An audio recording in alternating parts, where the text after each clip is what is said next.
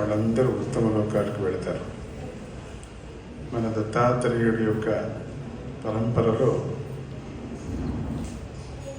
దత్తుడు స్వయం తానే వచ్చి ఆ జీవరాశులకి ముక్తిని కల్పిస్తాడు.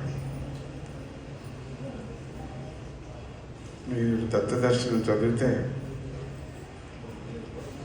పోయినటువంటి జీవులకి, ఉండినటువంటి జీవులకి, పుట్టే జీవులకి కూడా ముందుగానే రాసి పెట్టింటాడు ముక్తి ఎక్కడ ఉంటుంది, ఎక్కడ వెళ్ళాలి వెళ్ళాలి.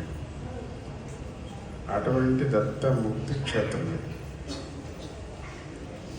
మన దత్త భక్తులకి, ఆ మహావిష్ణు భక్తులకి, శివ భక్తులకి,